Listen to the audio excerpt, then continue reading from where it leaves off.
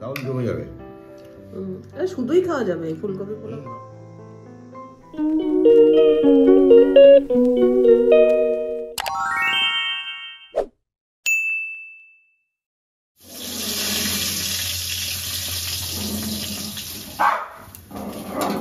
বেগুন ভাজা কম তেলে চাকা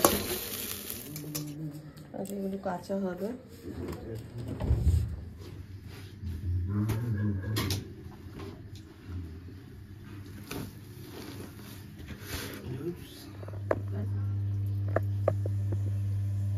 গোবিন্দভোগ চাল নিয়েছি আর এখানে ফুলকপিগুলো কেটে ধুয়ে রেখেছি।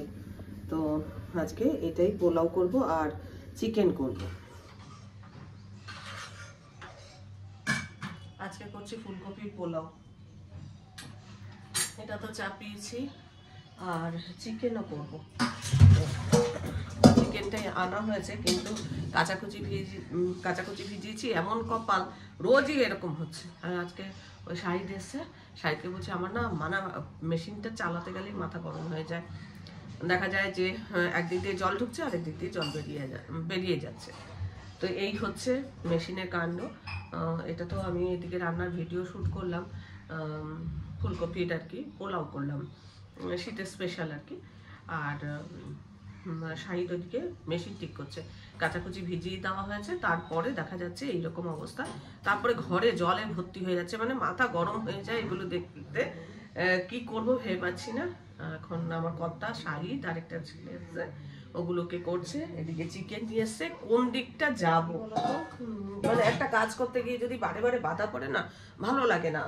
একটা কাজ নিয়ে যদি অনেকক্ষণ বসে থাকতে হয়, কেননা ওটা ধরো যেদিনই ভেজাচ্ছি সেদিনই এরকম কাণ্ড হচ্ছে। আর মনে হচ্ছে যে মেশিনটাকে বিদায় করে নতুন মেশিন আনি। আর নানান রকম খরচাপাতি তো চলছেই, যার জন্য একটু ভাবছি যে ছাড়াই করে যদি চলে, কিন্তু দেখা যাক কি হয়। আর সাহিত্য এই কদিন আগে ঠিক করে দিয়ে গেল, আবার মানে সেদিন দেখা গেল ঠিক আছে, যেই না মেশিনে দিয়ে কাজটা দিয়েছে এখন ওইরকম অবস্থা। তো এখন চিকেন করব। আগে নতুন চিকেনটা আলাদা করে সেদ্ধ করে নিই, তারপরে আমাদেরটা করবো। মানে আমাদেরটা একটু ম্যারিনেট করে রাখবো। পোলাওটা তো আগেই হয়ে গেছে, মাংসটার প্ল্যান ছিল না, দুবেলার জন্যই এই পোলাওটা করলাম। আর এই চিকেন কষা সঙ্গে মানে একটু যদি থাকে কালকেও হয়ে যাবে। খরচাই খরচা, মানে কি বলবো, মেশিনটা সারাই করতে এখন 4-5 হাজার টাকা খরচা হবে। তো মনে ভাজি নতুন মেশিন কিনে নেওয়াই ভালো, এর পেছনে আমি আর টাকা খরচ করব না। দেখি মানে কবে কিনি বা কি। এখানে নতুন মাংস চাপিয়ে দিয়েছি, পোলাওটা হয়ে গেছে, ফুলকপির পোলাও। আর এখানে এই যে চিকেনটা, এখনো পেঁয়াজ আদা রসুন কিচ্ছু কাটিনি। চিকেনটা এই যে শুধু মশলাপাতি দিয়ে ম্যারিনেট করে রেখেছি, পেঁয়াজ আদা রসুন কাটবো। আগে আমি মানে নিজে হাতেই সমস্ত কাঁচাকুচিটা করতাম। আর পাড়ার লোকজন অনেকেই বলতো, বলে যে কি মেশিনে কেচেছো, কিন্তু দেখা যাচ্ছে সেই আমি এখন পারি না। আমাকে যেমনি এর আগে একটা ব্লগে একজন লিখেছিলে, খালি পায়ে ব্যথা বলো আর ঘুরে ঘুরে বেড়াও, মানে কিছু মনে করো না, এরকম ভাবে বলেছিল। পায়ে ব্যথা হলেও একটু সংসারে কাজ করতে হচ্ছে, যখন একদম পারি না তখন একদম শুয়ে পড়ি। যেমন খুব পরিশ্রমের কাজটা তো আমার করা বারণ। এই যে ধরো এই কাচাকুচি, এটা কিন্তু একটা পরিশ্রমের কাজ। এই যে আছাড় মারা, আগে যেরকম আছাড় মেরে কাচতাম, এখন সেই সব পারি না।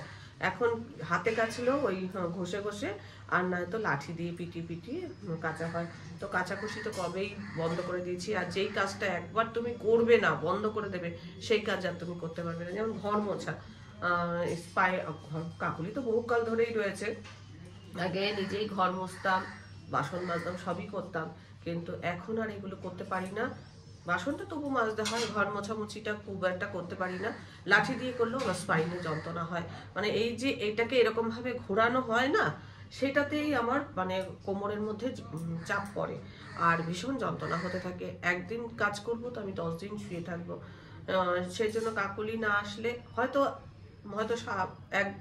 এক সপ্তাহ এলো না, তাহলে আমি হয়তো 1 দিন কি 2 দিন ঘর মুছবো, পারি না। তারপর আরো একটা নতুন উপসর্গ, সেটাও হয়তো স্পাইনের জন্যই হচ্ছে। পিঠের দুটো সাইড এরকম মানে যেন খিমচে ধরে, মাসেল পেন কিনা জানি না। ডাক্তার বলছে তো মাসেল পেন, কিন্তু যখনই আমি পরিশ্রম করি তখনই আমার এই জিনিসটা হয়। বিকেলের দিক থেকে সারাদিন পরিশ্রম করলাম, করার পর বিকেলের দিক থেকে মাসেলের মধ্যে ভীষণ পেন হতে থাকে। তারপরে আবার শুয়ে পড়লাম, অনেকক্ষণ রেস্ট নিলাম, তারপরে আবার কাজ করতে পারি। এই জিনিসটা হচ্ছে। এই যে ঘরে জল ভর্তি হয়ে গেছে, মেশিন চলছে, আজকের দিনটা হয়ে যাবে, কিন্তু জলে ভর্তি হয়ে যাচ্ছে।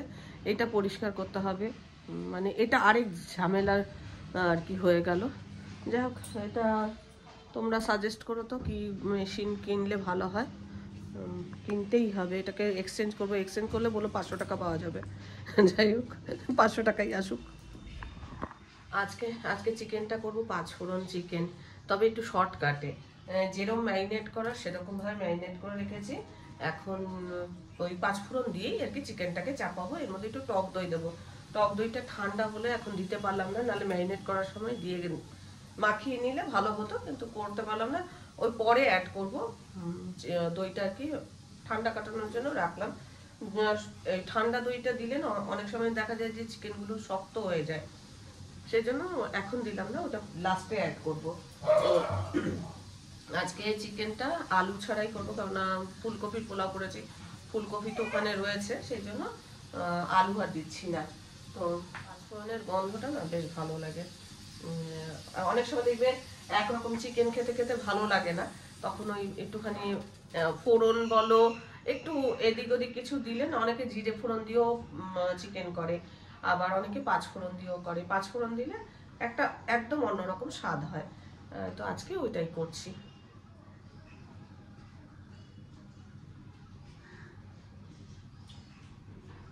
কয়েকটা জামা কাপড় হাতে কাচতে হবে। এর মধ্যে তেজপাতা আর 5 ফোড়ন দেবো। এতে ওই গরম মশলা টসলা অত দিতে হবে না, এই 5 ফোড়নের গন্ধটাই দারুণ লাগবে। একটু ফোড়নটা থেকে গন্ধটা ভালো বেরোলে তারপরে আমি এই কিছুটা পেঁয়াজ ভাজা করব, তারপরে আমি চিকেনটা দেবো।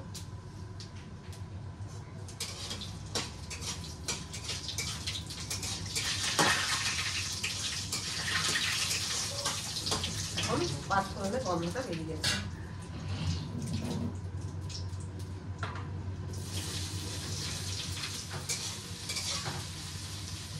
নতুন যে চিকেনটা তুলে নেবো, আর ওর যে জুসটা ওটা এর মধ্যে অ্যাড করবো। খাবে নিজে নিজে খাবি।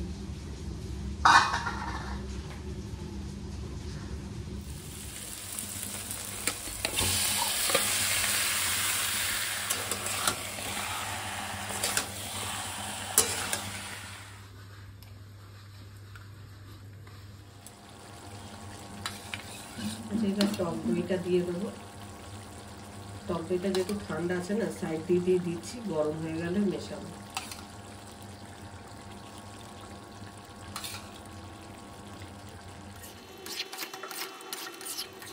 দু চারটে চিনির দানা দিচ্ছি। মাংসে আমি সাধারণত চিনি দিই না, টক দই দিলে না একটু মনে হয় যেন কেমন কেমন লাগে।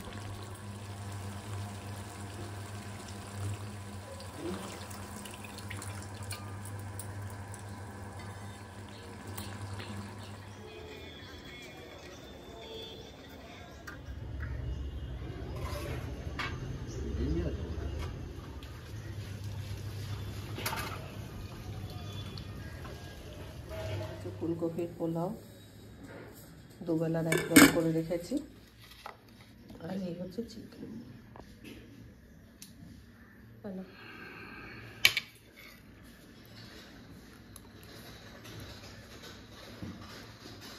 ব্যাপারটা কি দুদিন ছাড়া ছাড়া পোলাও, এটা শুধু খাওয়া যাচ্ছে?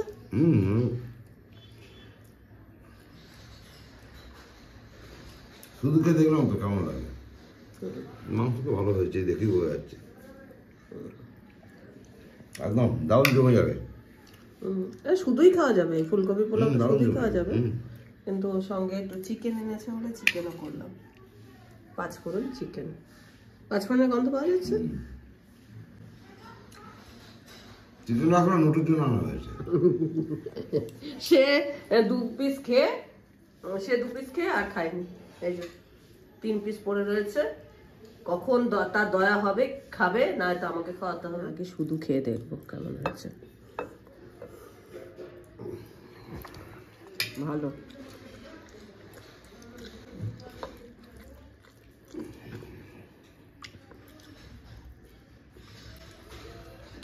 নিজেরটা খা গিয়ে, এখানে বসবি না, যা ওখানে দেওয়া আছে খা। অবস্থাটা দেখো, ওর মাংস দিয়েছি, ওর মাংস খাবে না, আমাদের মাংস খাবে, মুখ ঘুরিয়ে রয়েছে। যা তোর মাংস খা গিয়ে। তেল ঝাল মশলাটা খেতে ইচ্ছা করে। কলের মিটার তুমি এখানে ব্যথা দিয়েছো, নটুকে মাংস খাওয়াতে গিয়ে এখানে এমন কামড় দিয়েছে, এখানটা মানে রক্ত বেরিয়ে গেছে। বাবু তুমি ব্যথা দিয়েছো, এখানে এখানে তুমি ব্যথা দিয়েছো। আদৌ করে দাও। শুভ সন্ধ্যা বন্ধুরা, এখন বাজে হচ্ছে 9:25। তোমাদের সামনে এলাম। এডিটিংয়ের কাজ সারা হয়ে গেছে। কালকে যে DIY কাজগুলো করছিলাম পাখার ব্লেডের উপরে, সেগুলোকে সব হোয়াইট করে দিলাম। এই যে এখানে হোয়াইট আছে, দুটো প্লেন আছে, আর এইটা একটুখানি ভেঙে গেল, একটু পুট্টি দিয়ে এটাকে ঠিক করতে হবে রং করতে গিয়ে। কালকে যে ইটের টুকরোটা রং করে রেখেছিলাম, ইটের টুকরোটা দিয়ে আজকে যা করব সেটা আমি তোমাদের সঙ্গে শেয়ার করব। কেননা এই কাজটা কালকে অসম্পূর্ণ কাজ দেখাতে আমার একদম ভালো লাগছিল না। ভাবছিলাম যে এরকম অসম্পূর্ণ কাজ দেখালাম, ভাবলাম যে এই কাজটাকে কমপ্লিট করব, এইটাকে কমপ্লিট করব। এইটাও আজকেও হবে না, কারণ এটা আজকে সাদা কালার করা হয়েছে, তো এটা সাদা কালার করার পর এটা শুকনো হবে, এটা অয়েল পেন্ট করলাম, শুকনো হবে, তারপরে ধরো গিয়ে বাকি কাজ। আর আজকে তো রান্নার কোনো ঝামেলা নেই, পোলাও করা হয়েছে, আর পোলাও আর মাংস দুটোই রয়েছে। রাত্রেবেলা এটাই খাবো, নটুকে আর খাওয়াবো না। এখনো মাংসের একটা পিস পড়ে রয়েছে, লাস্ট পিসটা 5টা পিস দিয়েছিলাম,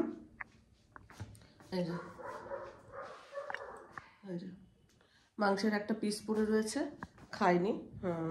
দেখলাম যে আঙ্গুলে এরকম চাপ দিয়ে দিয়েছে, তো আর আমার তখন আঙ্গুলটা খুব ব্যথাও করছিল। মানে ও আমাকে কামড়াবে বলে না, বা খাবে না বলে না, ওকে মাংস হলে এটাই যে ওকে ধরে খাওয়াতে হয়। আমাদের মাংসটা খেতে চায়, কিন্তু ওরটা খেতে চায় না। এবার আমাদেরটা আজকে একটু দেওয়া হয়েছে, খেতে চাইছিল না বলে আমাদের মাংসটা একটুখানি দিয়েছিলাম। ওর জন্য বমি করলো কিনা জানি না, তো পরিষ্কার করতে হবে। আগে পরিষ্কার করে নিই, তারপরে DIY কাজটা কমপ্লিট করবো। আজকে করবই করব, মানে মনে মনে প্ল্যান করেছি। আরও 2-4টে কাজ আছে, সেই 2-4টে কাজও কমপ্লিট করছি। আরও একটা জিনিস দেখাই, এই যে তোমাদের হয়তো অনেকেরই দেখবে পেঁয়াজের এরকম শিকড়, দোকান থেকে আসলে পেঁয়াজের শিকড় আর এরকম কলি বেরিয়ে যায়। তো এরকম পেঁয়াজগুলো না মাটির মধ্যে বসিয়ে দিলে পেঁয়াজ গাছ হতেও পারে। আমি এটা দেখেছি এক জায়গায়, তো আমি এটা বসাবো, আজকে বসাবো ভেবেছিলাম, কিন্তু বসানো হয়নি, পরে বসিয়ে দেবো। তো এই যে শিকড়ও আছে, আবার এই যে পেঁয়াজ কলির এই যে কলিটাও বেরিয়ে গেছে। হলে ভালো, না হয় একটা পেঁয়াজ নষ্ট হবে, তা কি আছে। আর টবও নেই, মাটিও নেই, তার মধ্যে থেকে মনে হয় যা দেখি তাই করতে ইচ্ছা করে। মানে আরও কত, মানে দিন যায় যত না, তত গাছের সংখ্যা বেড়ে যায়। যাদের গাছের নেশা আছে, যত দিন যাবে দেখবে গাছের সংখ্যা বাড়তেই থাকবে, বাড়তেই থাকবে। আগে ইটটার এই যে চারপাশে না একটু আউটলাইন করে নিচ্ছি। এটা অ্যাক্রিলিক কালো কালার দিয়ে আউটলাইনটা করছি। এই ইটের টুকরোটা এবড়ো খেবড়ো, কিন্তু এটা দিয়েই বেশ সুন্দর একটা জিনিস তৈরি হবে, যেটা কিনা বাগান ডেকোরেশন করা যাবে। এরকম অনেক জিনিস আমরা বাগান ডেকোরেশনের জন্য অনলাইনে কিনি, না কিনে এরকম ধরো ঘরে পড়ে থাকা জিনিস দিয়ে কিন্তু কাজ করা যেতে পারে। তো আউটলাইন হয়ে যাওয়ার পর দেখো আমি ওপরে একটা দাগ কেটে নিয়েছি, আর সেটাকে কালো কালার দিয়ে ভরাট করে দিচ্ছি। এটা দিয়ে আমি একটা বাড়ি তৈরি করব, যেটা কিনা বাগানের যে কোনো কর্নারে রাখলে দেখতে ভালো লাগবে। যখন বাগান ডেকোরেশন করব তখন তো পুরোপুরি দেখাবো, তো মনে মনে ভাবলাম যে 2-1টা কাজ তোমাদের আগেই শেয়ার করি। যখন বাগান ডেকোরেশন করব তখন সব কাজ তো আমি ধরো দেখাতে পারবো না, অনেক কাজই আমার করা হচ্ছে ধরো অফ ক্যামেরায় আমি করছি। সেগুলো ধরো যদি আমি দেখাই তাহলে কত বড় যে ব্লগটা হবে তার ঠিক নেই। তাই মনে মনে ভাবলাম যে কিছু কাজ ব্লগে এই টুকটাক করে শেয়ার করে দিই, তাহলে আর কি যখন আমি বাগান ডেকোরেশন করব তোমরা যারা ব্লগ দেখছো তারা তো বুঝেই যাবে, আর যারা ধরো ফলো করো না তারা হয়তো অনেক কিছু মিস করে যাবে। এই কাজটা করতে গিয়ে না নিজের মনে মনে খুব হাসি পাচ্ছিল, মনে মনে ভাবছিলাম যে জীবনে তো কোনোদিনও আঁকার স্কুলে যাইনি।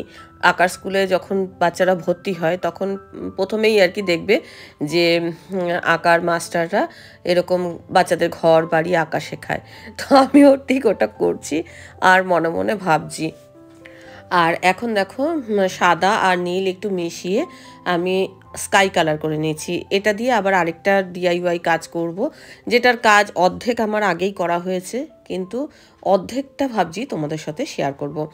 তো এই দেখো ছোট ছোট যে গাছ এনেছিলাম সেই তার ফার্স্ট পটগুলো আর কি ওই স্কাই কালার করে দিচ্ছি। ভেবেছিলাম এটা বাগান ডেকোরেশন যখন করব তখন তোমাদের মুখে বলে দেবো, কিন্তু ভাবলাম যে না থাক, আজকে একটু তোমাদের সাথে শেয়ার করি।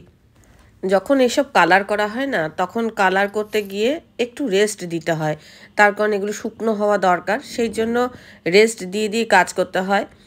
তো দেখো ইটের যে টুকরোটার মধ্যে আমি কালার করেছিলাম সেটা শুকিয়ে গেছে, তারপর আমি সাদা কালার দিয়ে তার বর্ডার করছি যাতে কালারটা ফোটে।